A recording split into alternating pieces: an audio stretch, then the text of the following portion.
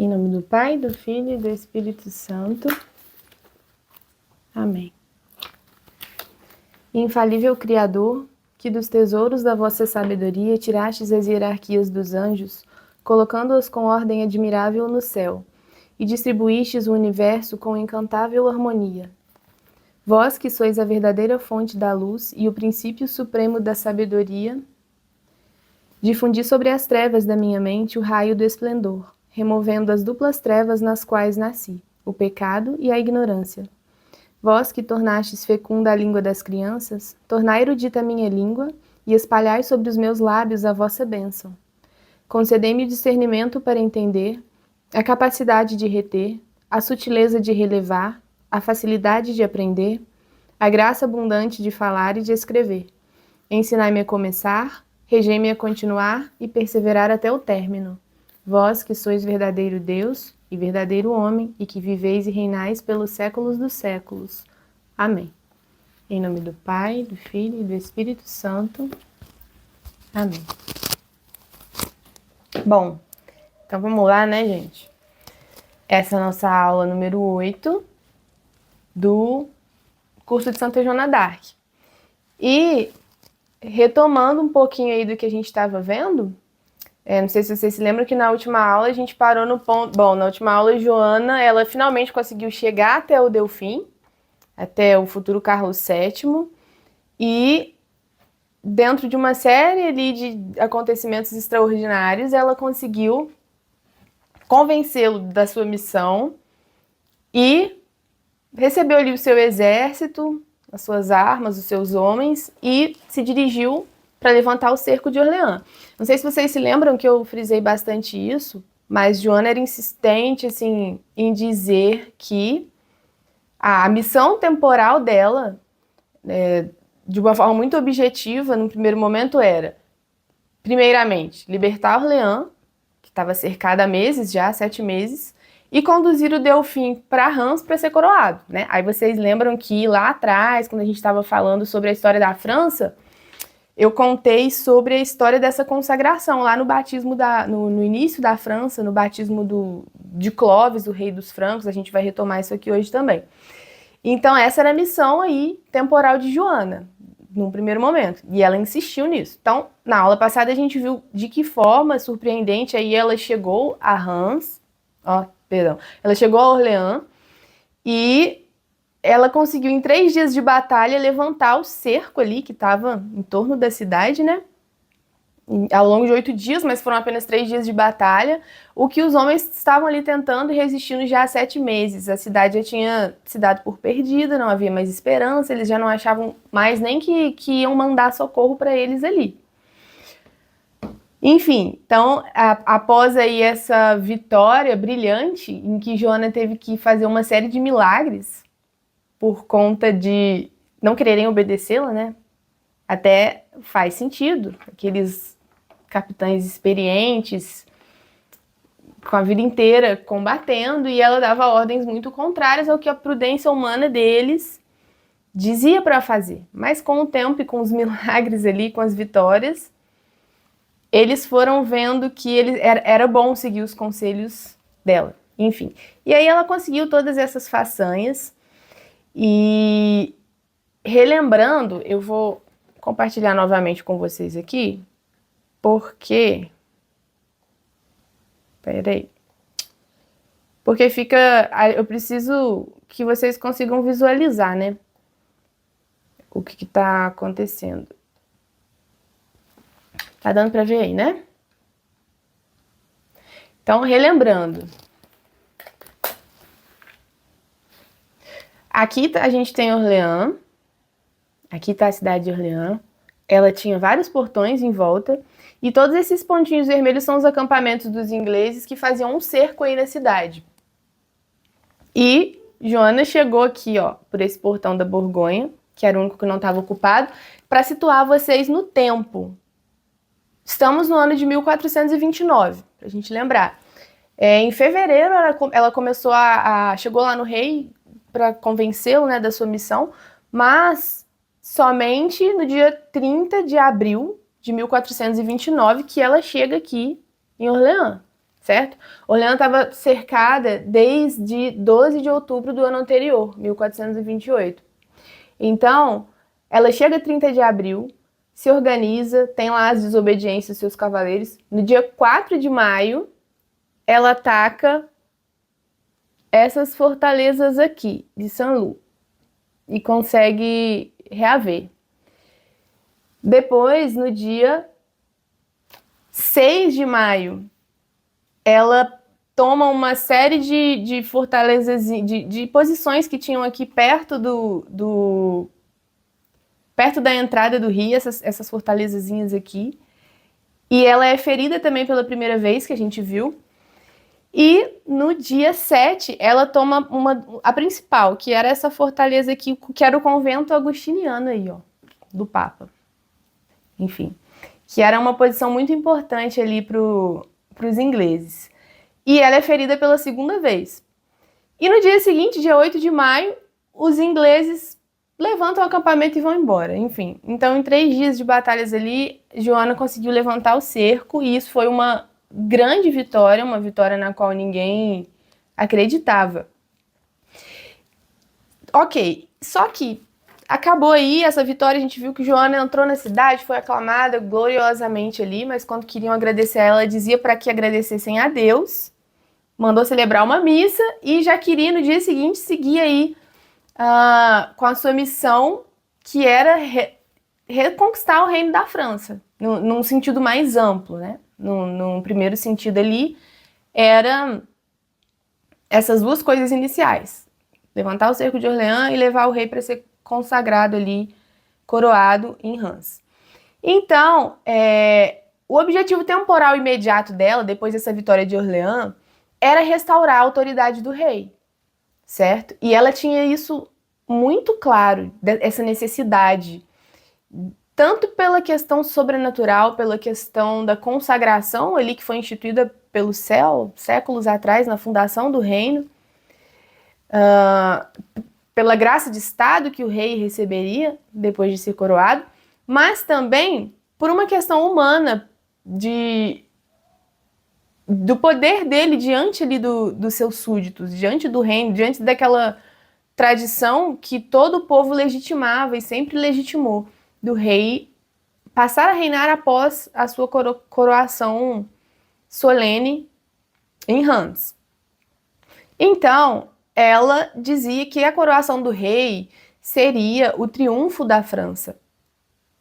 E ela insistia que isso deveria ser feito. Só que o que os melhores capitães pensavam nesse momento aí? Vamos lembrar do nosso mapinha aqui, que a gente estava seguindo na aula passada?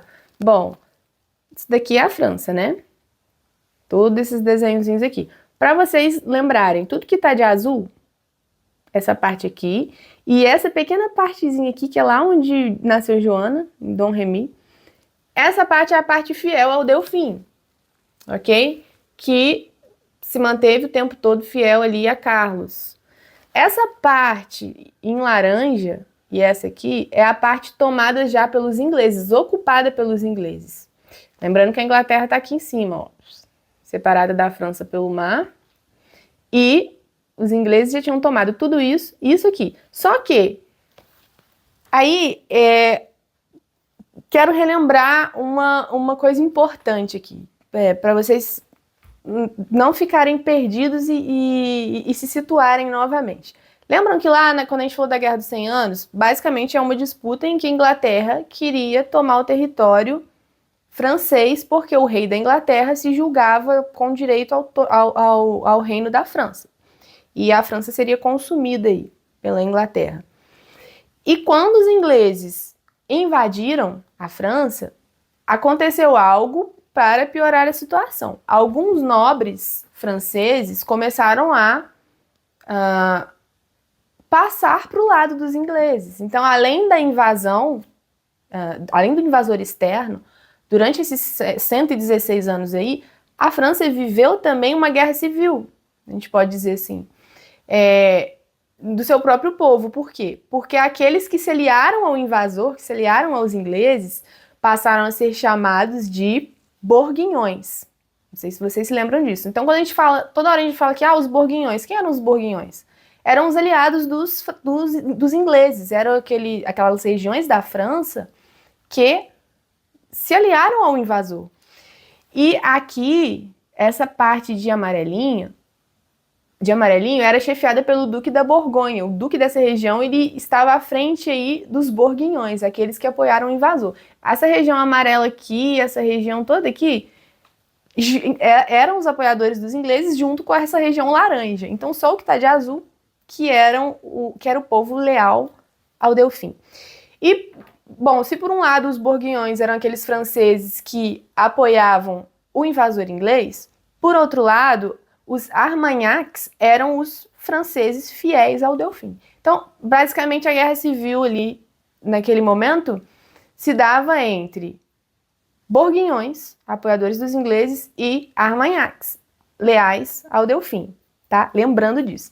Essa região aqui, noroeste da França, ali em cima, tomada já pelos ingleses, é a região conhecida como Normandia, certo? Por que eu estou destacando aqui a importância dessa região? Porque, relembrando, Joana saiu aqui, vocês não estão me vendo, Joana saiu aqui de Dom Remy, onde ela nasceu. Ela atravessou tudo isso aqui e foi para lá em Chinon, para falar com o rei. Aí convenceu o rei mandou ela para Poitiers, aqui embaixo, para fazer o primeiro processo dela lá, e ela voltou para Chinon. Aqui, pronto, Joana ganhou seu exército, suas armas. Daqui ela partiu para onde? Para Orleans, para levantar o cerco. Então, estamos aqui, em Orleans, certo? A gente pode observar que Orleans está bem na divisa do território leal ao Delfim com o território controlado pelo invasor inglês, ok? Então, uma vez que Orleans foi retomada e ela era esse ponto estratégico aí de grande interesse dos ingleses, por isso ela estava sitiada há tanto tempo, porque se eles tomassem essa região, eles conseguiriam estender a sua invasão para cá, para o sul. Então, tomou Orleans. O que humanamente falando, estrategicamente falando, os capitães, os comandantes, os líderes dos exércitos pensam em fazer imediatamente? Poxa, o exército está aqui, muito bem preparado, depois de uma vitória colossal dessa, com moral muito elevado, vamos continuar retomando o nosso território. Então, o que eles pensavam em fazer?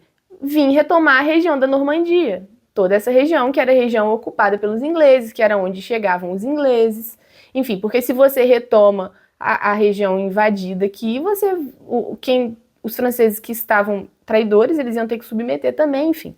Só que Joana foi absolutamente contrária a isso. Não, nós não vamos agora continuar a batalha para retomar essa região da Normandia. Nós vamos para Reims coroar o rei, que é o que deveria ser feito, segundo que era uma cerimônia muito mais religiosa ali, imbuída desse caráter religioso e sagrado aí, além de político. Então, daqui de Orleans, Joana queria fazer e fez o quê? Foi para Reims, que está aqui. Teve que dar uma voltinha aí, por conta de desvios dos invasores, mas ela quis ir para Reims. Bom, o que ela teve que fazer? Convencer o rei, né? Então, abre aspas, palavras de Joana, quando os capitães estavam ali defendendo que eles deveriam partir logo para o ataque para recuperar a Normandia. Então, Joana diz, não é a Normandia que devemos ir, mas a Reims, para coroá-lo rei. Quereis saber o motivo dessa opinião? É o seguinte... Assim que Carlos VII for coroado e consagrado, o poder de seus adversários diminuirá cada vez mais e, finalmente, não poderão mais prejudicar nosso príncipe nem o nosso reino. Certo? Então, isso daí é o que Joana respondeu à prudência humana ali dos militares. Então, o que ela faz? Ela vai até o rei para convencê-lo. Bom, esse é um momento muito... ilustre, né? Porque Joana tinha se separado do rei com a promessa de libertar Orleans e devolver a França para ele. Foi para a batalha, conseguiu ali o que ninguém tinha conseguido, e agora esse é o momento em que ela vai se encontrar com ele, a primeira vez depois da batalha. Então, ela vai até onde ele está, vai até o castelo onde ele está, e aqui a irmã narra pra gente os registros lá da época, que Joana, ela se aproximou emocionada do Delfim, tirou o elmo e se inclinou em sinal de respeito diante dele. Nesse momento, então, o futuro Carlos VII tirou o seu chapéu, pegou Joana pela mão e levantou ali suavemente seu rosto e a abraçou. Então, esse foi aí o encontro emocionante dos dois. Ele se abraçou ali num sinal de gratidão a ela, certo? E aí, eu queria citar uma questão muito importante aí que eu já pontuei há umas 2 aulas atrás, ou na aula passada, não sei, na aula passada, sobre a personalidade de Carlos VII, do futuro Carlos VII, a personalidade do Delfim. A gente falou que ele era um homem inteligente, pacífico, mas de personalidade fraca e influenciável, de um temperamento melancólico, muito mais inclinado a uma paz forçada a todo custo do que a guerra, muito mais inclinado a evitar problemas do que a ir para o combate e resolver os problemas. Então, ele era medroso em muitos sentidos. Ele não era, estava longe de ter a coragem de Joana, ok? Apesar disso, ele tinha suas virtudes cristãs, a gente vê a oração e a entrega que ele fez a Deus em relação ali ao reino. Ele era muito traumatizado também, né, gente? O pai dele era doido, a mãe dele traiu o seu reino, a mãe dele diz que ele era bastardo, que não era o herdeiro. Então, assim, somado a esse temperamento, com todos esses traumas da vida dele e toda essa pressão em cima de uma personalidade fraca, mais retraída, deu isso aí, essa pessoa. Enfim, para não ser totalmente injusta, ressaltando aí, a gente já falou das virtudes dele e tal. Mas, que vocês vão ver até o final, vocês vão entender o ranço que dá quando a gente pensa em algumas coisas que aconteceram a Joana por conta de Carlos VII. E ele tinha, é importante a gente citar, que ele tinha um incômodo que o remoía. Por quê? Ele estava ali todo recuado, traído por todos, abandonado, não sabia o que fazer e com dúvidas sobre a sua legitimidade como herdeiro. E vem uma mulher, uma jovem mulher, e é ela que faz tudo que ninguém conseguiu fazer. Não é ele que consegue sair daquela situação. Outra pessoa, objetivamente falando, muito inferior, uma camponesa, uma mulher muito mais fraca que ele, vai lá e dá aquilo para ele. Isso deixava, ele ficava satisfeito com a vitória inesperada, mas deixava aquela pontinha de inveja, sabe? Aquele sentimento incômodo de ficar remoendo, apesar da sua gratidão. E ele há muitos registros que demonstram isso, e as atitudes dele que demonstram isso também. Essa certa covardia em muitos momentos, certo? Então aí, a gente vai ver porque eu estou falando isso mais pra frente. Mas aí, o que Joana fez? Ela disse, não, a gente tem que ir pra Rams, você tem que ser coroado. E para que isso acontecesse de forma muito objetiva, como uma grande comandante militar que ela era, ela pediu reforços para o seu exército ali, para que ela pudesse preparar essa partida, ou seja, ela precisaria tomar algumas posições dos ingleses ali ainda em torno de onde eles estavam, para liberar o caminho para que o Delfim pudesse ser conduzido para Reims, certo? Então, ela pediu esses reforços para poder libertar algumas cidades e castelos, especificamente de Mung, Beaugency e Jargeau. Estou citando esses 3 lugares porque nós vamos falar deles e mostrar eles aqui. Vocês estão vendo que por Orleans passa um rio, o rio Loire, que está aqui, ó. Por que não está marcando?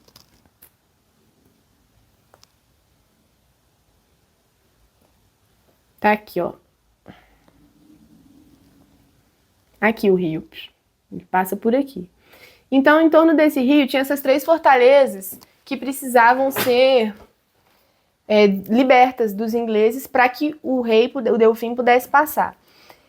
E o caminho pudesse ser desimpedido para o que vai se tornar aí o exército da consagração. O que é esse exército da consagração? Pô, o Joana já tinha o seu exército ali que retomou Orleans, mas esse exército vai engordar, né? Com os reforços ali de Carlos VII e também com os entusiasmados das cidades libertas pelo caminho que vão se juntando a esse exército. E isso é muito legal, muito bonito de a gente imaginar. Um país sendo libertado, o povo ressurgindo, se empolgando ali, se juntando àquela força para poder continuar ali com aquela missão. Então, essa retomada aí dessas fortalezas, às margens do rio Loire, ali perto de Orleans, foi chamada de Campanha do Loire, certo? Então, a gente viu lá que Joana levantou o cerco em 8 de maio, né? Aí teve aquele momento ali de comemoração e tudo, ela foi atrás do Delfim, pediu os seus reforços, e já no dia 12 de junho, ou seja, um mês depois, ela vai para essa batalha de Jargeau, que é aqui em volta, pertinho aqui nas margens do rio, e ela é ferida pela terceira vez nessa batalha. Dessa vez ela é ferida por uma pedra que parte o elmo dela, é jogada no chão, e mesmo do chão, como das outras vezes, ela ia lá encorajando os soldados, falando, vai, entra, é tudo nosso. E dessa forma eles conseguiram ser, assim, vitoriosos nessas empreitadas aí de uma forma muito, muito mais fácil do que foram em Orleans. Isso foi no dia 12 de junho. No dia 15, ela toma Mung, que era outra fortaleza ali do lado, e no dia 16, ela toma Beaugency. Pronto, ela abriu o caminho ali, limpou a área para o Delfim poder passar.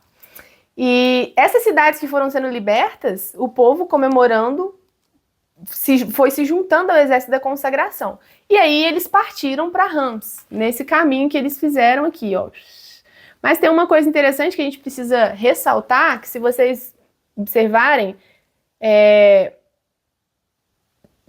tem essa cidade aqui, ó, Patê, acho que é assim que fala. Essa cidade aqui era muito fortificada pelos ingleses, era uma das cidades tomadas pelos ingleses mais fortificada. Quando eles estavam indo para Reims, no caminho, dava até para eles passarem correndo ali, para não ter confusão. E era isso que os capitães queriam fazer, porque, poxa, a gente vai atacar agora essa cidade, eles vão a outra cidade. A Joana falou, vamos atacar e vamos retomar essa cidade. Eles não queriam, mas ela falou, pode ir, que é tudo nosso. E aí eles foram lá, passaram por Patê no caminho, retomaram com uma enorme facilidade, e inclusive foi uma vitória tão grande que depois da vitória sobre Orleans é considerada uma das maiores vitórias militares da história da França. Foi uma grande vitória também. Foi uma outra grande vitória de Joana. E pronto, eles seguiram. Daí eles foram seguindo para Reims. Só que a gente não pensa que era só sair andando. Lembrem-se de que todo esse território marcado de laranja aqui, ele era tomado pelos ingleses. Os ingleses habitavam aqui. Inclusive o rei da Inglaterra estava em Paris, governando aqui, ó, achando que era tudo um reino só. Certo? E isso daqui é uma das coisas que as pessoas mais... Então, assim, os capitães, eles não diziam que eles tinham que ir lutar para retomar a Normandia, não é só porque era estrategicamente um momento favorável, mas também porque, se você parar para pensar, quais são as chances de você entrar com esse bando de gente, atravessar o território inimigo inteiro e conseguir chegar lá com o rei ileso? Isso era algo extremamente perigoso, tão perigoso que a esposa do rei e o filho do rei não foram para a coroação. E ainda protegeu o Delfim. Mas eles foram, e a cada cidade que Joana ia passando, ela ditava cartas para as cidades, convidando para a coroação, convidando o povo, os nobres, para ir para a coroação do Delfim, e pedindo que as cidades também que eram desleais se entregassem. E foram acontecendo vários milagrinhos, assim, algumas resistiram, outros já vinham entregar as chaves da cidade, aí vinham os nobres escoltados pelo povo, assim, né? E Carlos VII ia passando e a França e as cidades iam aí voltando a se submeter ao Delfim. E e sendo convocadas à fidelidade ao rei. Então, João, isso tudo era extremamente importante. A gente vê que praticamente sem guerra, esse trecho foi cruzado aí e muitas cidades voltaram à fidelidade simplesmente porque eles estavam indo, depois de muitas vitórias, em direção a Rams para consagrar o rei. Bom, pronto. Agora a gente chega num ponto da história de Joana que, assim, é um dos pontos mais extraordinários, mais incríveis, a gente deve agora se atentar muito, que é uma das passagens mais marcadas, assim, pelo sobrenatural, tanto na história de Joana, quanto na história da França como nação, mas também na história de toda a cristandade, assim. Isso é um evento muito marcante, que está registrado em documentos oficiais do país. No entanto, se nós formos pesquisar assim, no Google sobre esse fato, ele de forma alguma é retratado assim, pelos historiadores comuns, né? Tem livros que trazem esses documentos, mas eles não estão facilmente, eles não são fáceis de encontrar e ninguém vai querer falar isso daqui, porque não tem nada mais extraordinário do acontecimento do que isso aqui. E esse acontecimento, vamos lá então ao acontecimento. Ele aconteceu alguns dias antes de que eles chegassem em Reims. Então, Reims tá ali, no finzinho, né? Uns dias antes dessa chegada, acho que eu vou parar aqui a nossa... Opa. Apresentação. Agora não precisa mais. Mas, uns dias antes aí deles chegarem em Reims, numa abadia que eu não sei falar, acho que é Saint-Benoît-sur-Loire, uma abadia que tinha lá, alguns dias antes deles chegarem em Reims. Eles estavam nessa abadia e Joana fez uma coisa assim muito impressionante. Ela se reuniu com o Carlos e o que se passou ali revela pra gente o verdadeiro caráter sobrenatural da missão de Joana. O que de transcendente ela tinha que fazer por trás dessa questão de retomar o reino da França. E eu vou ler para vocês aqui o que se passou entre os dois, o que Joana fez, o que está registrado. Olha só. Um dia, a Pucelle pediu ao rei que lhe desse um presente. E foi esse dia lá, nessa abadia, pouco antes de chegar em Reims. O pedido foi aceito, porque ela pediu sem antes dizer o que era. E ele aceitou. Então ela pediu ao mesmo Delfim, só um parêntese, é que agora me ocorre uma coisa aqui. Vocês lembram da passagem de São João Batista, de Herodes, da Herodíades, em que ela encanta o rei lá e ele aceita dar para ela qualquer presente sem saber, e ela pede a cabeça de João Batista? É porque a vida de Joana, ela tem um monte de paralelos, assim, de coisas que a gente pode pensar, só que é totalmente o contrário. Ou tem uma semelhança com Cristo, ou tem ou tá num extremo oposto, assim, de virtude, como esse caso aqui. Que vamos lá, vamos entender. Então ela pediu um presente pro rei dar para ela um presente, e ele aceitou. Então ela pediu ao Delfim que lhe oferecesse o reino da França. Depois de alguma hesitação, o príncipe, admirado, consentiu. E a jovem recebeu o reino. Ela mesma quis que o ato fosse solenemente redigido e lido pelos 4 secretários do rei. Então, só para a gente entender, esse acontecimento foi um acontecimento jurídico, legítimo, segundo todo o direito ali vigente naquele momento. Então, não foi uma conversinha, uma brincadeira, uma piada. Ela fez oficialmente os oficiais ali do rei registrarem tudo o que aconteceu ali, de forma solene e oficial. Então, os 4 secretários do rei registraram. Uma vez registrada por escrito a doação e lida em voz alta, o monarca permaneceu um pouco atordoado. Tipo, ele não estava entendendo o que estava acontecendo. Claro que tinha uma influência sobrenatural ali. Tipo, eu doei a França, mas e agora? Enfim. E E quando ele permaneceu um pouco atordoado quando a moça, referindo-se a si mesma, disse a ele: eis aqui o cavaleiro mais pobre do seu reino, referindo a si. E depois de um breve momento, na presença dos mesmos notários, ela o pôs nas mãos de Deus Todo-Poderoso. Então, ela foi e entregou o reino que agora era dela nas mãos de Deus. Então, depois de alguns momentos, invocando o nome de Deus, revestiu o rei Carlos de seu reino da França. E tudo isso quis deixar registrado por escrito em um ato solene. Eu não sei se vocês estão entendendo, mas esse momento ele é conhecido como a tríplice doação. E aí os notários registraram nos documentos oficiais o seguinte: Joana diz a Carlos, : Senhor, prometeis dar-me o que vos pedir?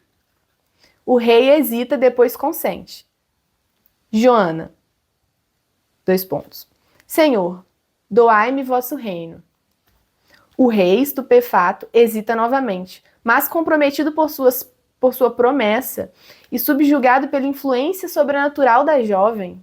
Olha só, o rei foi subjugado pela influência sobrenatural de Joana, assim como lá Herodes tinha sido subjugado pela influência demoníaca lá, e nada sobrenatural de Herodíades. Então, subjugado pela influência sobrenatural da jovem, responde: Joana, dou-te meu reino. Isso não foi suficiente. A Pucelle exige que uma escrita notarial seja solenemente lavrada e assinada pelos 4 secretários do rei. Depois disso, vendo-se o rei totalmente desconcertado e confuso pelo que havia feito, ouve de Joana: eis o cavaleiro mais pobre da França, que não possui mais nada. Ela estava referindo a si mesma. Pouco depois, e olha que interessante isso aqui, pouco depois, com a voz grave, então ela muda a voz para fazer isso. Com a voz grave, ela se dirigiu aos secretários: escrevei, Joana doa o reino a Jesus Cristo. E em seguida, senhores, neste momento é Jesus Cristo quem fala através de mim, dizendo: eu, Senhor eterno, dou a França ao rei Carlos. Gente, isso aqui é muito... não tem o que falar, né? Enfim, foi isso aí que aconteceu. E tem vários relatos, enfim, testemunhos desse acontecimento aí. Mas, bom, um relato aqui, uma observação de um padre é a seguinte: se Carlos VII e seus sucessores entendessem corretamente o que aconteceu naquele momento ali, teriam emoldurado o maravilhoso pergaminho em ouro e seda e o rodeariam de pedras preciosas, pois não há diamante em seus tesouros que se compare a ele. Eles deveriam tê-lo relido e meditado todos os dias. E não só estariam no trono até hoje, mas todo o universo estaria nos braços de Jesus Cristo, sendo a França que o poria nestes braços. Então, assim, isso marca de forma muito explícita essa vocação sobrenatural da França como nação e como filha primogênita da igreja. E faz muito a gente lembrar das palavras lá do milagre de São Remígio. Não sei se vocês lembram, eu vou retomar ele aqui hoje. Quando da fundação da França, quando do batismo do rei Carlos, que aconteceram aqueles 2 milagres, que ele profetizou ali sobre a vocação da França e disse que todas as vezes que ela se afastasse da sua vocação, ela ia ser duramente castigada. E a gente olha para a França de hoje e pensa, né, nesses acontecimentos aí, no que aconteceu, no que já foi a França, no que Deus chama a França a ser. A gente vê o que a França é hoje e fica pensando: bom, a vontade de Deus sempre se cumpre. Como é que será que vai se dar essa reviravolta? Porque ela vai ter que se dar em algum momento, né? Então, seguindo aí, o que a gente conclui? O que a gente tira desse acontecimento incrível que foi essa tríplice doação? Primeira coisa, não sei se vocês deram conta, mas a Joana, ainda que por alguns instantes, ela foi rainha da França. Certo?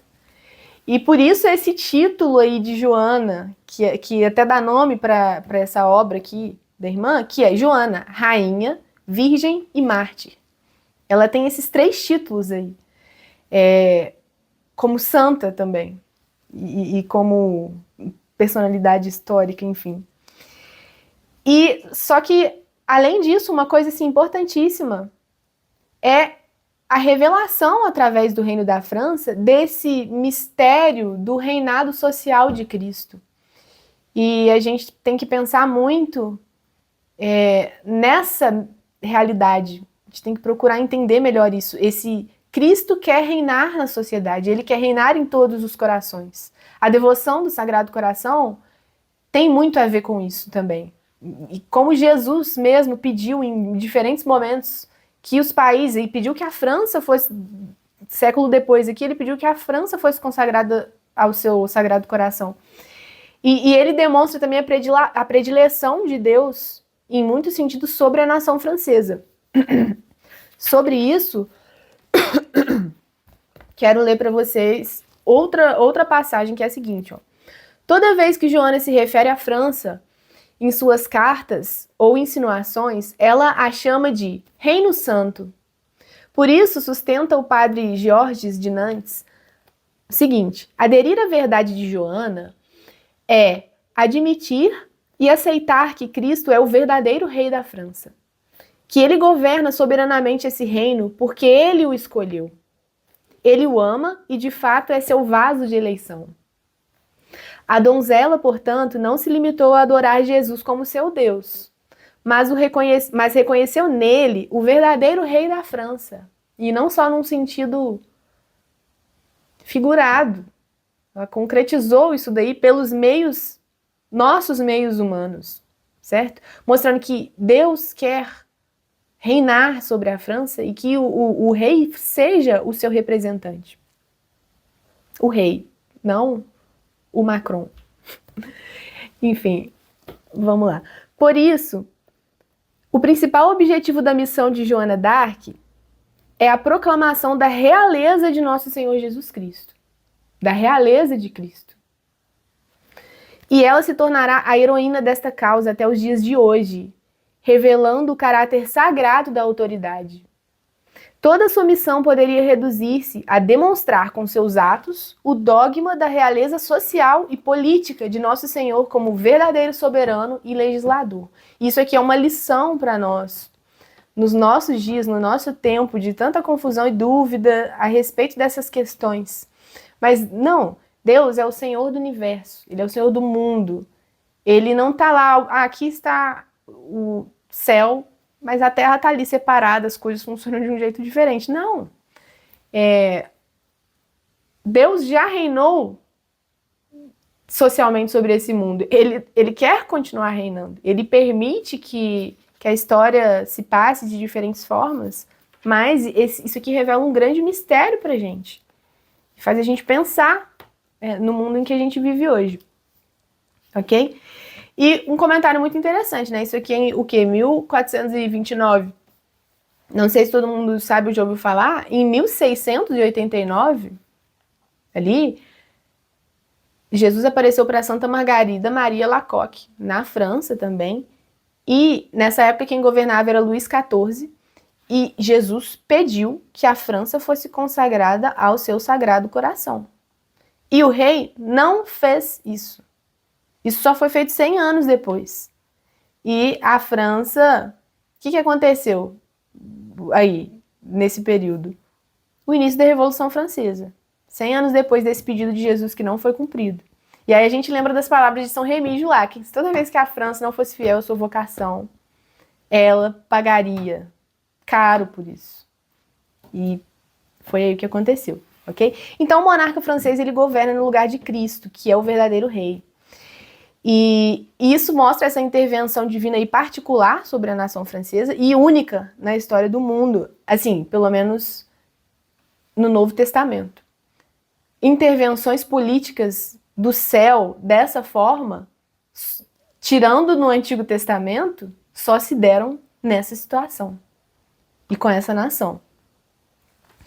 E olha que interessante, Joana falava o tempo todo assim, que ele precisava ser coroado e que o rei dos céus viria em auxílio dele, que ele podia ficar tranquilo. E aí a gente, se Cristo é o verdadeiro rei da França, ele é o suzerano do rei francês. O rei francês, ele é, dentro do regime feudal ali, ele é um vassalo de Cristo. Olha que coisa incrível isso. Cristo doa a sua terra àquele seu vassalo, assim como o rei dava suas terras aos nobres. E só que lembra que o suzerano, ele também tinha uma obrigação em relação ao seu vassalo, que é dar auxílio e apoio militar. E é isso que literalmente Deus vai fazer ali, a partir da consagração em que se firmou esse acordo aí de suzerania e vassalagem entre o rei dos céus e o rei daquele feudo francês ali, ok? Então, agora, seguindo a nossa história aí, nós vamos continuar em direção a Reims. E vamos entender, a gente já estava chegando em Reims quando isso aconteceu. Então, a gente vai ver que o que a gente está chamando agora de exército da consagração, que é esse exército aí formado por Joana e enriquecido ao longo do caminho, que foi crescendo, ele percorreu 320 quilômetros em 16 dias, contando com todas essas paradas, contando com as guerrinhas lá no início. Em 16 dias percorreu em tempo recorde aí esses 320 quilômetros.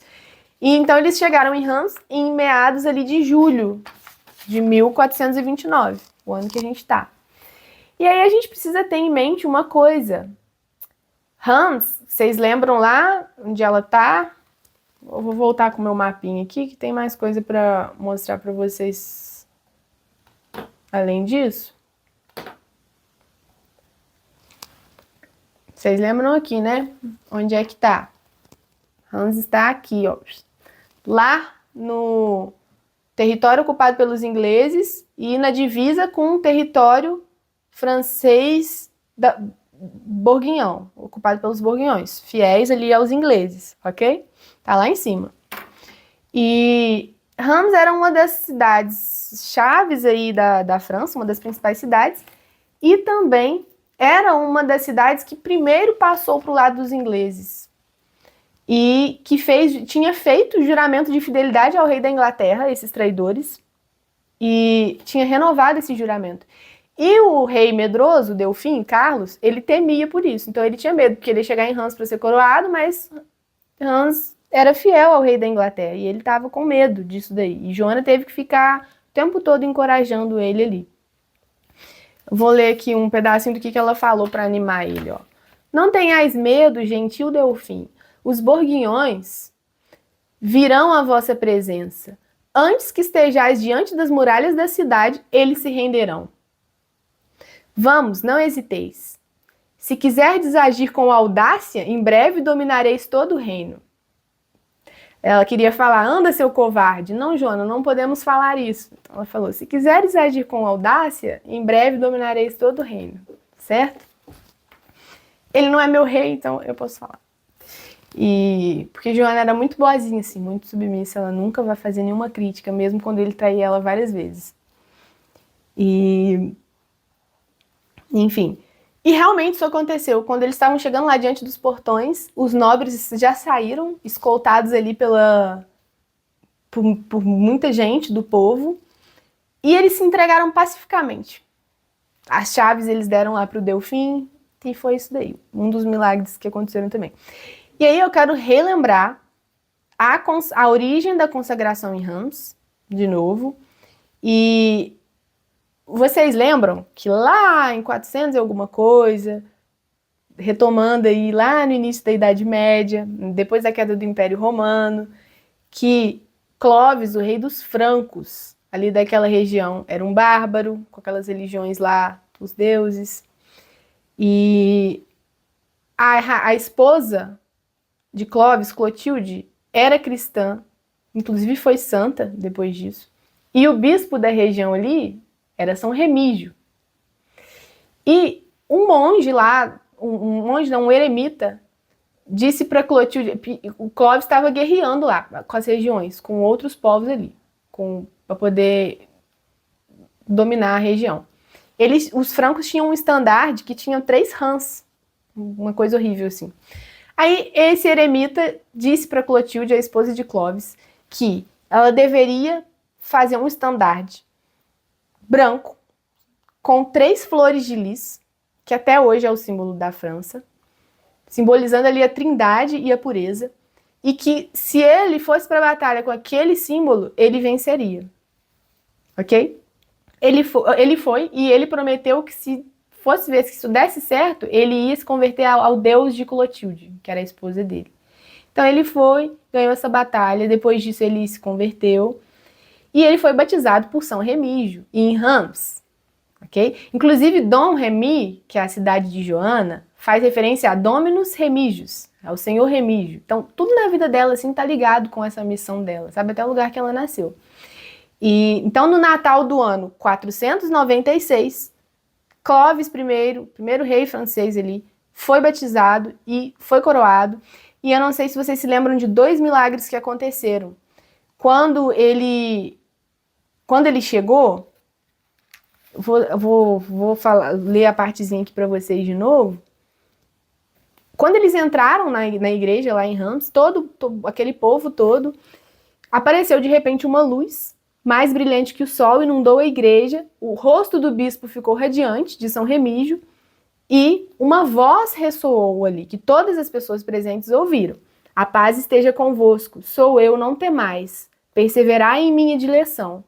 Era a voz de Deus. Então, quando a voz se silenciou, um perfume celestial se espalhou pelo ar, os reis, toda a assistência, ficaram assustados ali, eles se lançaram aos pés do bispo, que os tranquilizou, dizendo que é próprio de Deus surpreender no início e alegrar no final de suas visitas, certo? E aí São Remígio, no seu discurso, inspiradamente disse para Clovis, profeticamente, é o que eu estava dizendo para vocês, ó, o reino da França, aprende, meu filho, que o reino da França é predestinado por Deus para a defesa da igreja romana, que é a única verdadeira igreja de Cristo. Este reino um dia será grande entre todos os reinos e se estenderá a todos os limites do Império Romano.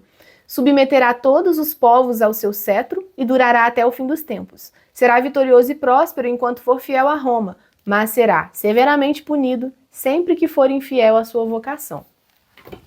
Ok? E aí depois disso veio uma... Eles chegaram lá dentro e perderam o óleo por causa da multidão, precisava do óleo santo ali para consagrar o rei. E aconteceu um outro milagre, que apareceu uma pomba no ar ali, trazendo um óleo, e entregou para São Remígio. Um óleo que veio do céu. E esse óleo que foi abençoado por ele ali e usado para consagrar o rei. E ele foi o mesmo óleo, a mesma ampola, foi usado para consagrar todos os reis da França. Até o final, até o século XIX, ok? E esse óleo só foi profanado, eu já falei aqui, na Revolução Francesa, pelos revolucionários que têm muita fé e ódio pelas coisas sagradas, e foram lá, mas uma parte dele foi preservada por alguém que desconfiou, por os monges lá que desconfiaram e guardaram. Então até hoje tem o óleo santo lá esperando para consagrar o rei da França.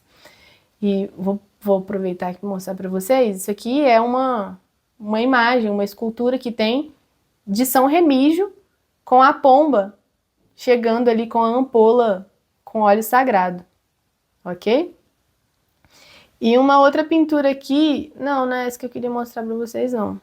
Cadê? Sumiu. Não tá aqui. Era a imagem, depois eu mando.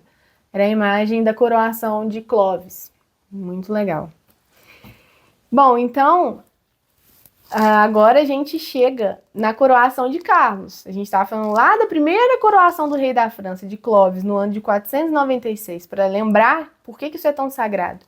E agora estamos, na coroação de Carlos, agora estamos novamente no dia 17 de julho de 1429, às 9 horas da manhã, quando teve início a consagração de Carlos VII.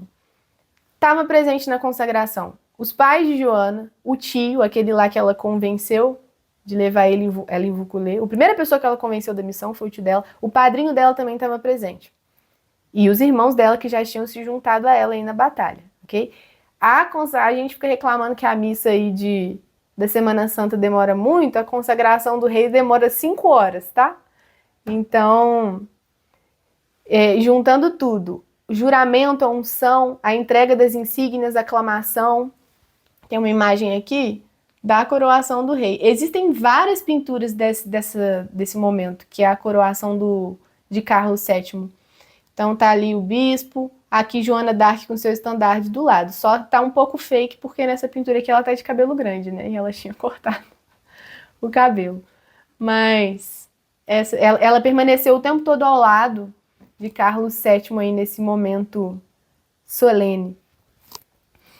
E eu vou ler para vocês a descrição da consagração, porque é muito bonito. Ó.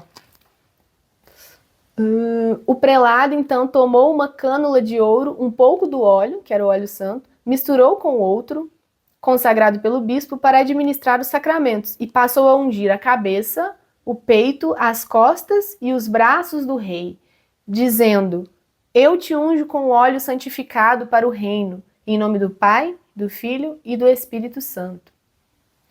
Em seguida, os pares eclesiásticos e leigos deveriam passar pelo rei, entregando-lhe diversas insígnias.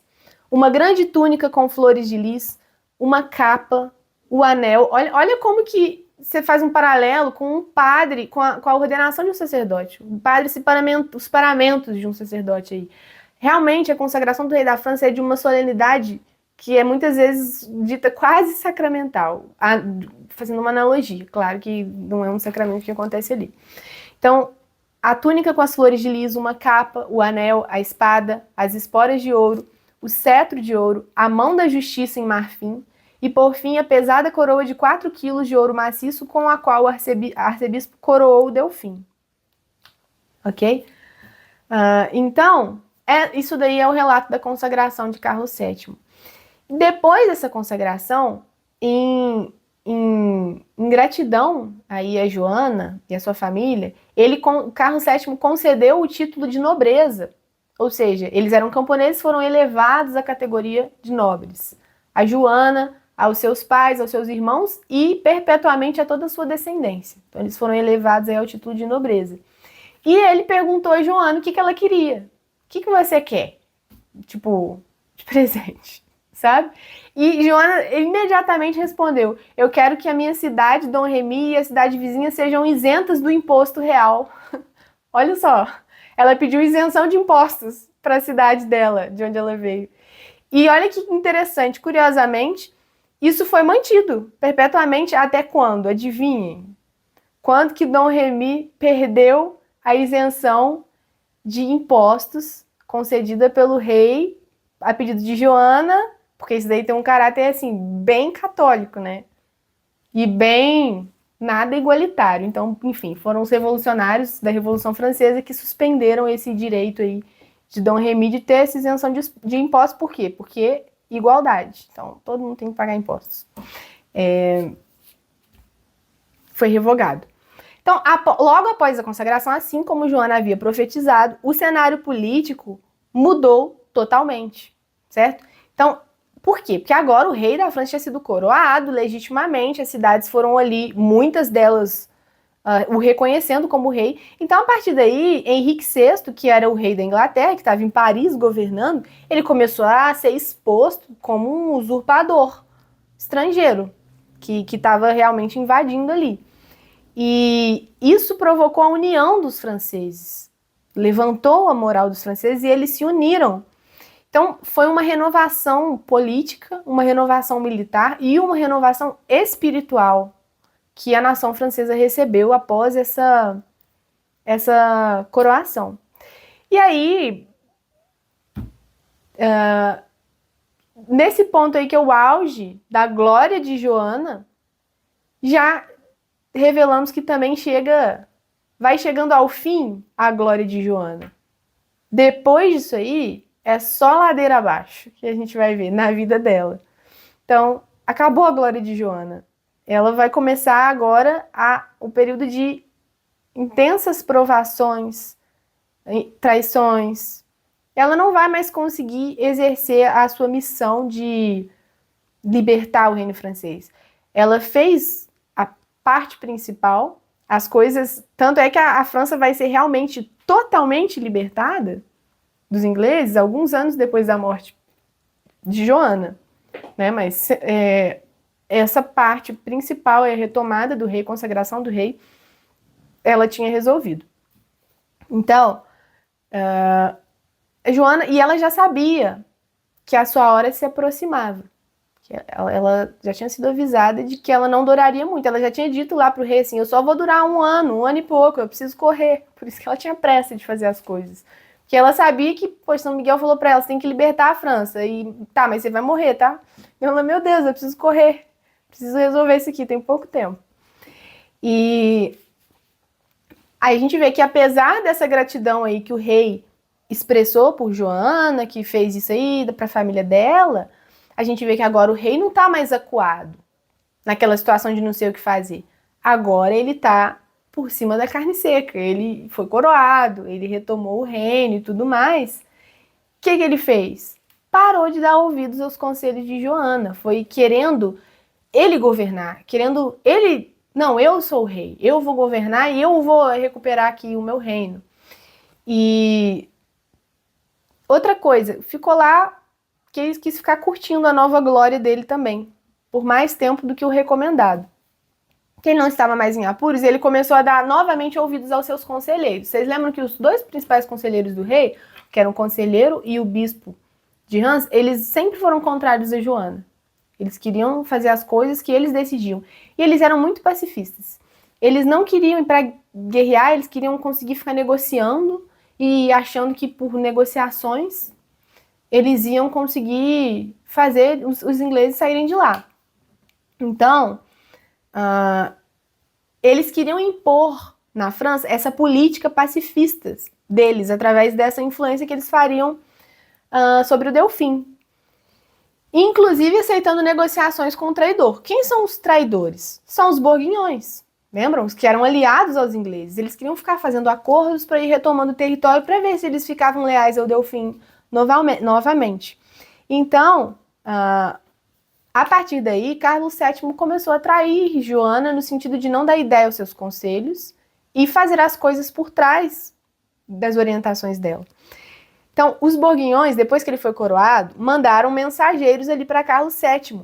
Vocês viram que Reims fica bem ali na Borgonha, bem ali no território que eles dominavam. O que eles fizeram? Ah, tá. Ele foi coroado, eles mandaram mensageiros assim propondo para ele uma trégua de 15 dias.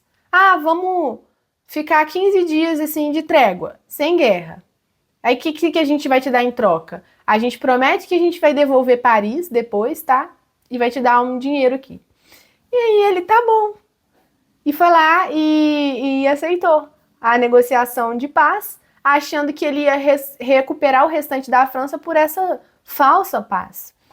Obviamente que Joana foi contrária a isso, mas ela não foi ouvida. O que eles... Bom, eles devolveram Paris?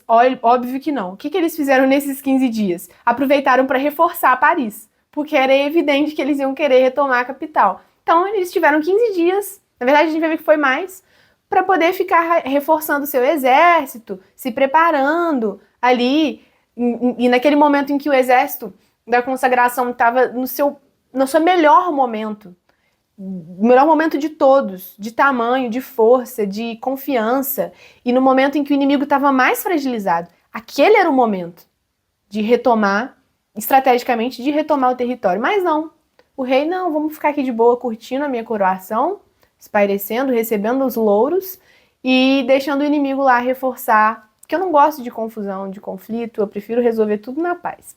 Mas aí, enfim, não deu certo, obviamente. E o rei ficou mais do que esses 15 dias passeando pelas cidades ali, sendo aclamado, certo?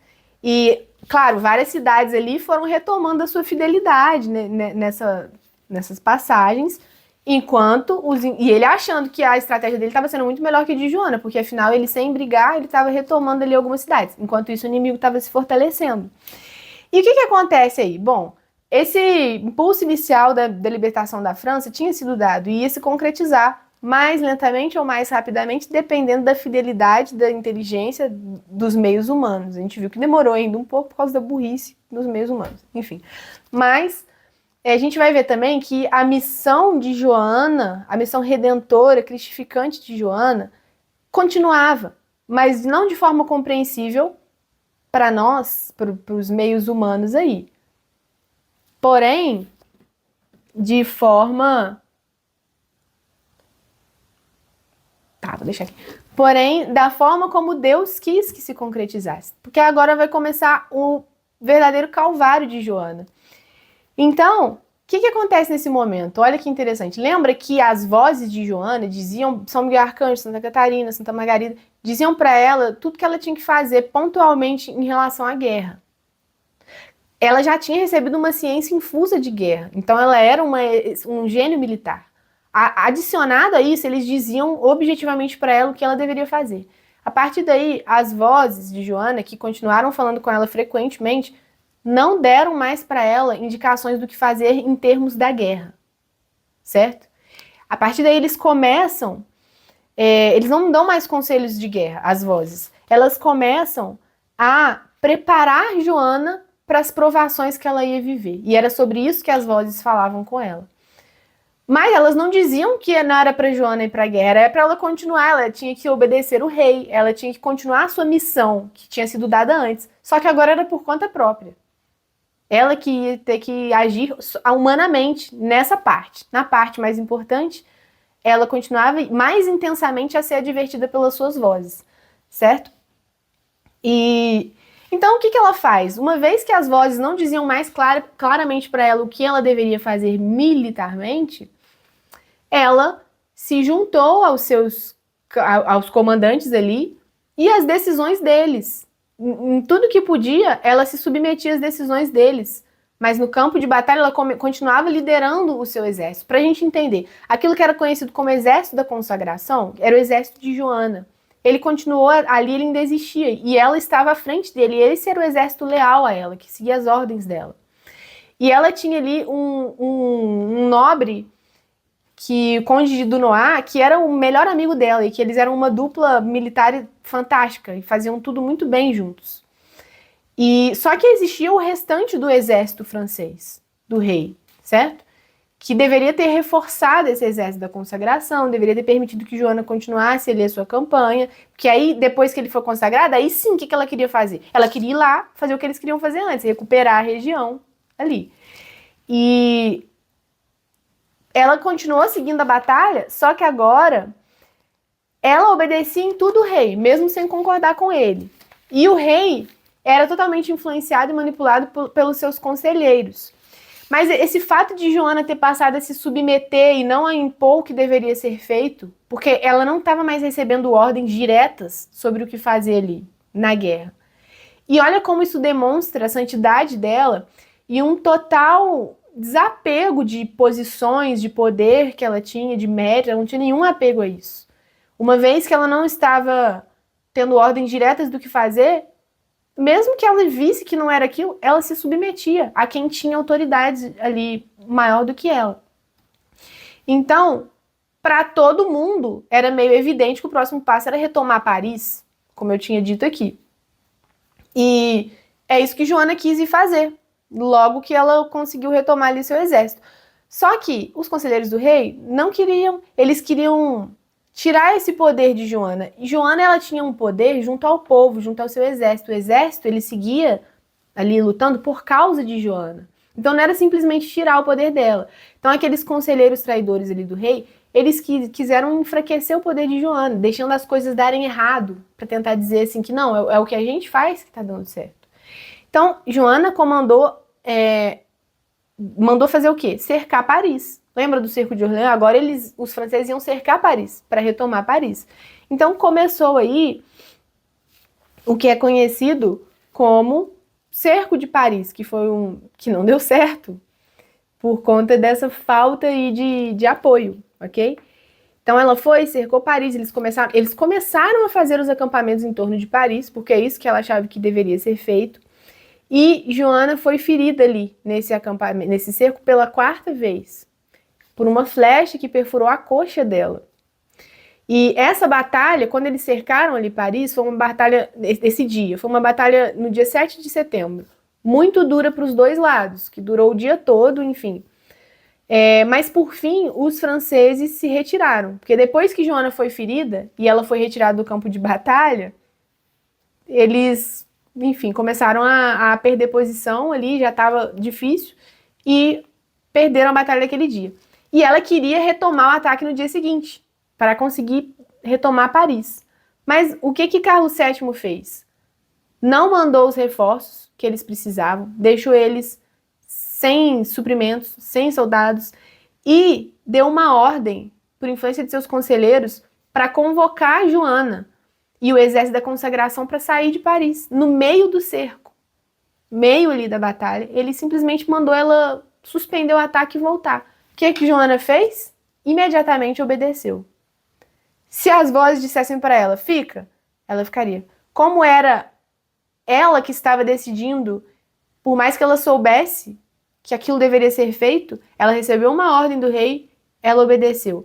E assim, a gente vai ver que agora começa esse martírio de Joana, porque ela, que era uma guerreira, que tinha essa missão, ela vai ficar o tempo todo sendo impedida de fazer o que ela tinha certeza que deveria ser feito. Ela vai se submeter em cada situação, ela vai ser humilhada, ela vai ser contrariada, ela vai ver tudo, as coisas darem errado, sem poder fazer nada. Vai ficar sendo condenada a uma inação, assim. Eles vão tentar deixar ela sem capacidade de agir. E isso é o começo desse grande sofrimento dela. Então, ela obedeceu, levantou o acampamento e foi embora. E chegando lá, o rei não deixou que eles voltassem para Paris, não deixou que eles recolhessem o seu material de acampamento, que ficou todo exposto lá para os ingleses poderem saquear. E assim acabou o cerco de Paris. Só que o que fica diante das pessoas? Ah, não deu certo. Ela fez um cerco para retomar Paris e não deu certo. Mas ela foi impedida pelos conselheiros do rei, ok? Isso lá em 7 de setembro. Aí, o que aconteceu em 21 de setembro? Carlos VII simplesmente ordenou a dissolução do exército da consagração.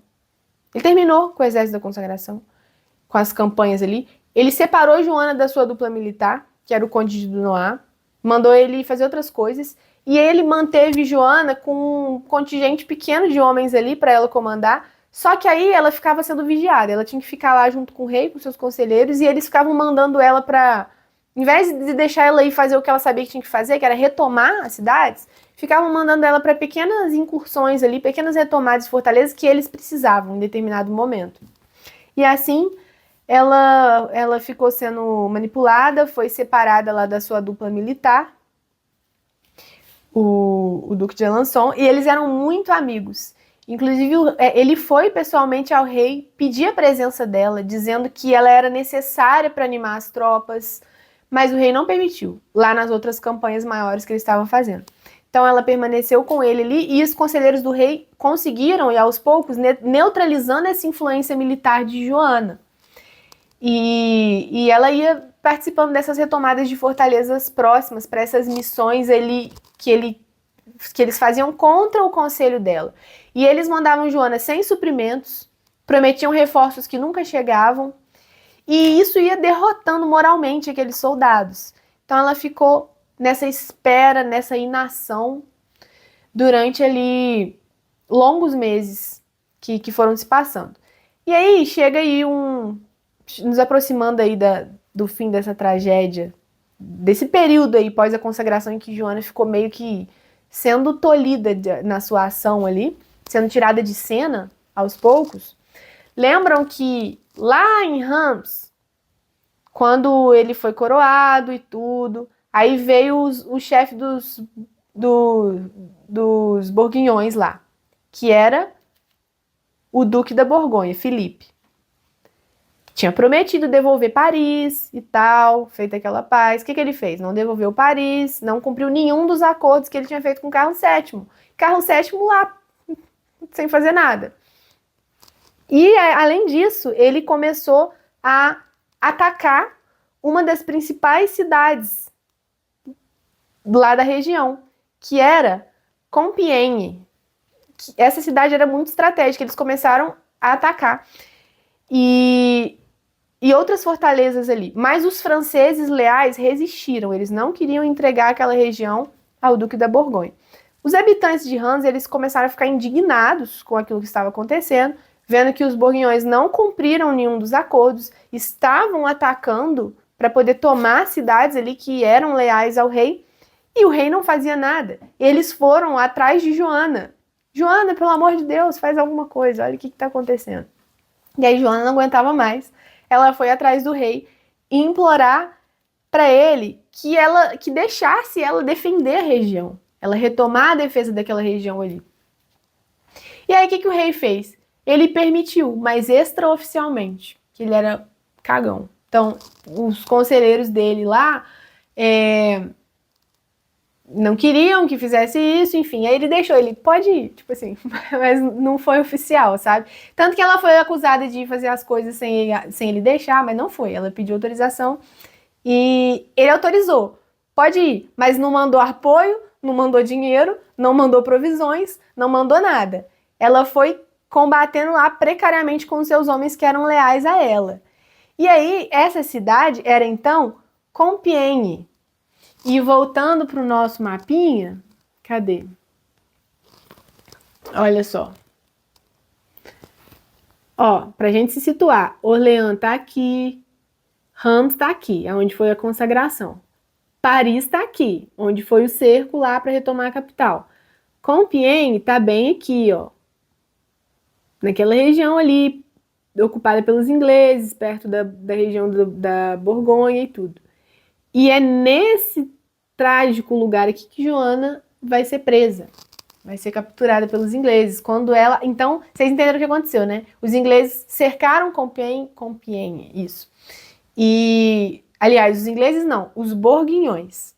Quem que eram os borguinhões? Eram aqueles franceses leais aos ingleses.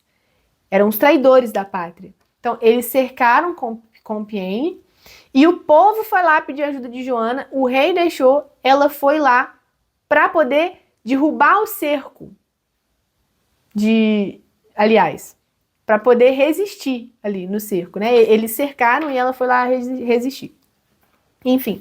E aí, o que aconteceu então? Em abril de 1430, lembra que foi em maio de 1429 que ela libertou Orleans. Em julho... Em julho ela consagrou o rei lá. Aí, até o ano, ela ficou meses aí, tipo, 8, 9 meses sendo enrolada naqueles batalhas sem sentido e sem suprimentos. Estamos agora em abril de 1430. E os borguinhões fizeram esse cerco ali em Compiègne. E Joana, e a cidade estava se resistindo ali, ficando leal ao rei. Era uma cidade estratégica ali para os ingleses, porque ela ficava entre Paris e a Borgonha. Então, eles precisavam daquela cidade ali que era leal ao Delfim. E Joana tinha tido, olha só, isso daí então, a gente acabou de falar que foi quando? Abril de 1430. Ela tinha tido uma revelação das suas vozes de que ela seria presa antes de 24 de junho. E aqui ela já está em abril. 24 de junho era a festa de São João. Então, Joana relata várias vezes durante os processos dela aí, inclusive o processo de condenação, principalmente, ela relata que as vozes disseram para ela que ela seria presa, que ela seria morta, mas que elas jamais revelaram para ela exatamente quando. E que ela perguntava, mas que elas não revelavam, porque se revelasse, ela não ia no dia. Olha só. Então, eles nunca disseram para ela quando, só mandaram ela ser fiel e continuar cumprindo a missão dela.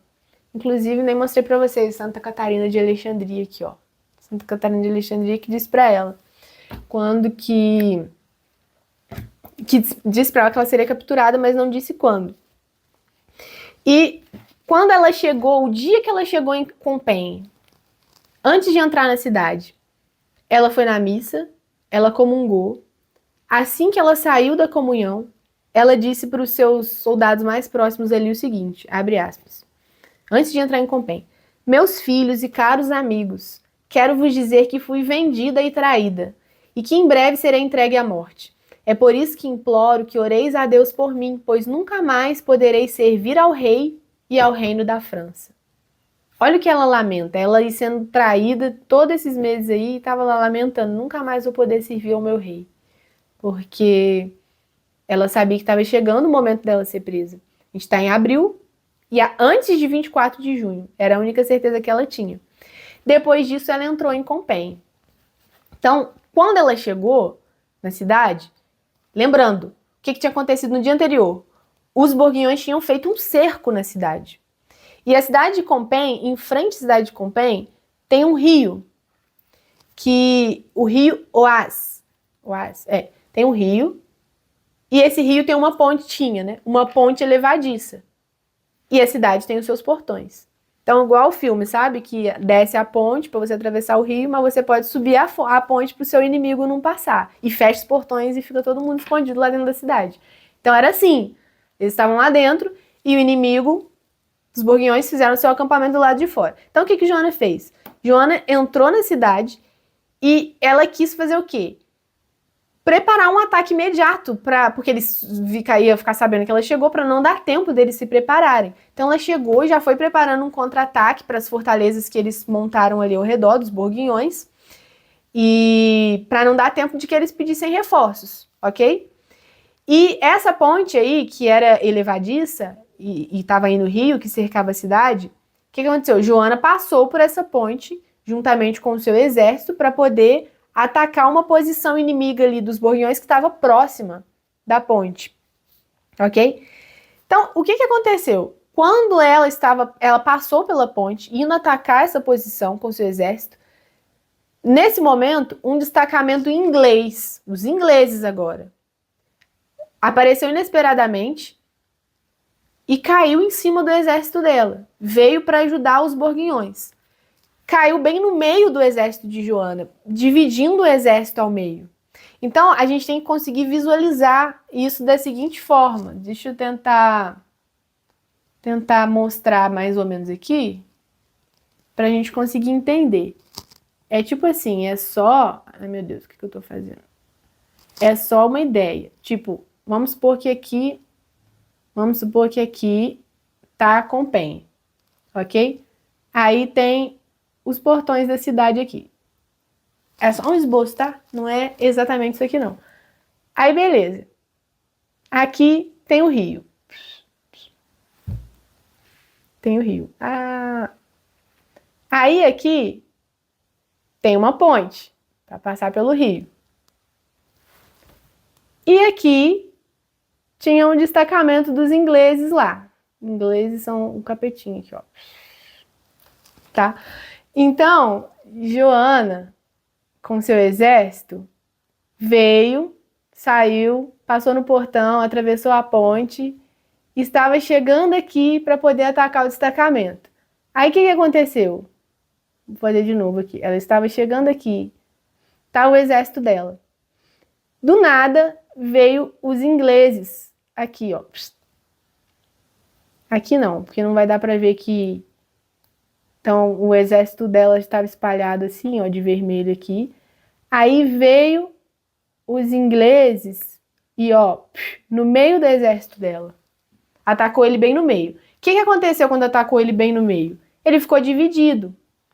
Uma parte ficou encurralada aqui para o lado do inimigo e a outra parte estava livre para sair correndo e voltar para a cidade. Entenderam a ideia? Então, eles atacaram aqui inesperadamente, muita gente. O que todo mundo pensou na hora? Vamos sair correndo e vamos voltar, certo? E tinha gente encurralada para cá. Joana não queria voltar, ela queria que eles atacassem todo mundo ali. Não vamos voltar, vamos atacar todo mundo, matar todo mundo. Enfim, mas eles começaram a voltar, a comandar o retorno. E Joana era a mais corajosa de todas, cabe ressaltar. O que ela fez? Em vez de ela sair correndo junto, ela ficou dando suporte, ela ficou na retaguarda, que é a parte de trás de um exército, de uma tropa, para poder dar cobertura. Que tipo de cobertura? Pensa, tá o exército aqui, o inimigo vem e te ataca, o inimigo daqui também vem e te ataca. O que esse inimigo quer? Ele quer entrar na cidade. Nesse momento, a ponte está baixada, os portões estão abertos. Então, para que esse pessoal que estava encurralado conseguisse voltar sem ser atacado por todo mundo, tinha que ficar aqui combatendo para que eles atrasar eles. E foi isso que Joana, com seus homens, fez. Ficaram na retaguarda ali, atrasando e resistindo a esse invasor para que eles pudessem conseguir voltar, ok? E aí, qual que foi o desfecho dessa história? Eles começaram a voltar. Na hora que viram que eles estavam retornando para a ponte, na hora que o inimigo viu, tanto os borguinhões que estavam aqui atrás, começaram a avançar para a cidade, para cima deles, na hora que viram que eles estavam retornando, para poder entrar, poder impedir que eles voltassem e tudo. E Joana resistindo aqui para não deixar eles passarem. Quando o governador da cidade, que estava comandando ali junto à operação, e que era um traidor, que ele era amigo dos conselheiros do rei que não gostavam de Joana. Quando os borguiões começaram a avançar para a ponte, o que ele fez? Adivinhem?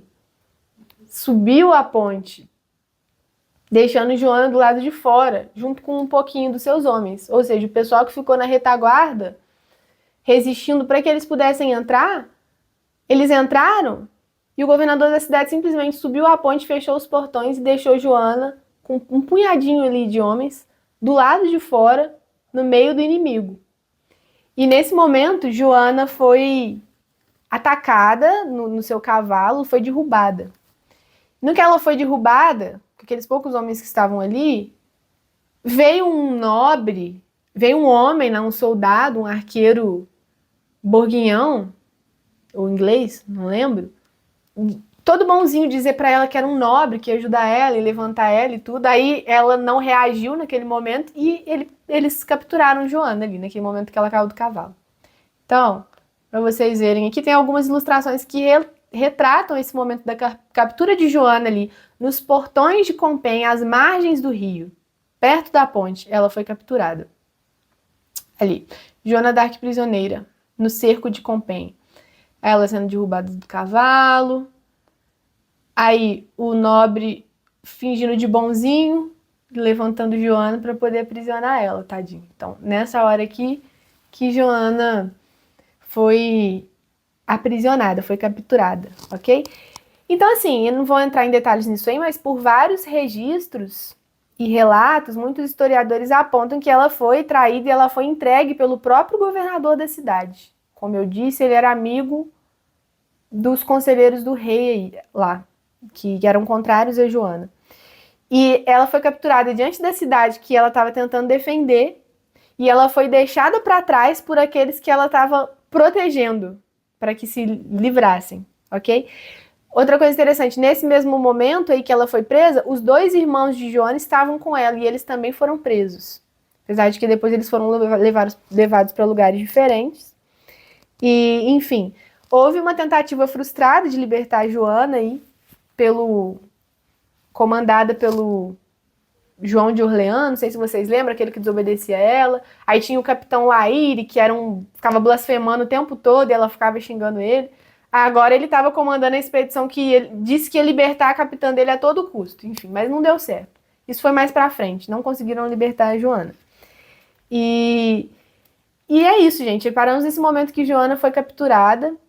E para finalizar, olha que coisa bonita. Depois que ela foi capturada, o clero francês compôs diversas orações pela libertação de Joana que foram incluídas na liturgia e eram rezadas durante as missas no Reino da França, enquanto Joana estava presa, pedindo a sua libertação.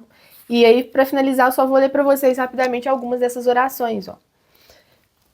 Por exemplo, nós vos suplicamos, por intercessão da bem-aventurada Virgem Maria e de todos os santos, que nos concedais vê-la sem nenhum mal, livre e governada por si mesma, de modo que possa cumprir integralmente tudo o que lhe prescrevestes como sua única e própria missão. Às vezes no final do ofertório, ó, venha vossa bênção sacrossanta sobre esta oblação, para que ela incite seu poder milagroso, que por intercessão da bem-aventurada Virgem Maria, por ela seja libertada a Pucelle e lhe seja concedido realizar eficazmente a obra que lhe confiastes por um só e mesmo ato. E depois da comunhão, o padre rogava em voz alta: escutai, Deus Todo-Poderoso, as orações do vosso povo. Rompei os ferros da Pucelle e que vossa misericórdia lhe conceda cumprir o resto de sua missão. enfim, muito bonito isso, né? Como que até na liturgia aí, na missa, foi incluído esse pedido oficial a Deus pela libertação de Joana. Mas que não vai se cumprir porque não eram esses os planos de Deus. E todo o martírio de Joana ali, o seu calvário, comprou as graças da libertação da França. E de uma forma mística que nós não compreendemos. Mas que mostra pra gente como que o sofrimento ele tem um caráter e um poder diante da ordem das coisas sobrenaturais, capaz de comprar muitas vezes muitas graças que não vão se dar com a força da nossa ação. Porque, afinal de contas, não somos nós que fazemos nada, nós somos somente instrumentos nas mãos de Deus. E ele se utiliza dos meios que ele quer. E é justamente por isso que uma monja carmelita, como Santa Teresinha do Menino Jesus, faz muito mais pela igreja. Uma monja carmelita como Santa Teresa d'Ávila faz muito mais por combater os hereges do que a nossa prudência humana acha que está fazendo com as suas ações. E são justamente essas almas sacrificadas aí, escondidas, que sustentam o mundo, que compram as graças de Deus. Então a gente pode ter certeza que a parte da missão de Joana em que ela obteve mais graças para a libertação do seu país foi justamente esse momento em que, aos olhos humanos, ela estava inativa. Mas tudo que ela passou, e nós vamos ver que ela passou durante esse praticamente um ano aí de prisão, foi a sua grande vitória sobre o mal. E esses são os mistérios aí dos caminhos de Deus, os caminhos divinos que nós não podemos compreender. Se isso soa estranho, então toda a vida de Cristo vai soar muito estranha pra gente, porque qual foi o momento em que Cristo atingiu aí o auge da sua missão? Qual foi o momento em que se consumou a redenção do mundo? Foi justamente na cruz. Foi justamente quando ele morreu, se sacrificou, foi traído, foi abandonado. Isso coroou a missão pública de Cristo. Assim como a gente vai ver que a missão pública de Joana, de libertar a França, de redimir a França, ela foi consumada ali, certamente, nessa sua paixão aí, no final desse período, e em todo o seu sofrimento que combinou aí com a sua morte, a sua entrega. Certo? E aí a gente arremata vendo essa semelhança aí de Joana em tudo com o seu mestre que foi Cristo. Certo? Então, a gente fica aqui hoje, a gente fica por aqui, terminamos nesse ponto em que Joana foi presa e continuamos na aula que vem desse ponto. Então a gente vai falar na aula que vem justamente sobre toda a prisão de Joana, o processo de condenação dela, como que isso aconteceu e como que ela chegou a ser morta, condenada aí por heresia, por várias coisas, ok? E vamos encerrar, logicamente, com a oração de São Miguel Arcanjo, de forma muito providencial, porque hoje é o dia da aparição de São Miguel Arcanjo, na Itália. Ok? E é isso, então. Em nome do Pai, do Filho e do Espírito Santo. Amém. São Miguel Arcanjo, defendei-nos no combate, seja o nosso refúgio contra as maldades e ciladas do demônio. Ordene-lhe Deus, instantemente o pedimos, que vós, príncipe da milícia celeste, com este poder divino, precipitai o inferno a Satanás e aos outros espíritos malignos que vagueiam pelo mundo para a perdição das almas. Amém. Em nome do Pai, do Filho e do Espírito Santo. Amém.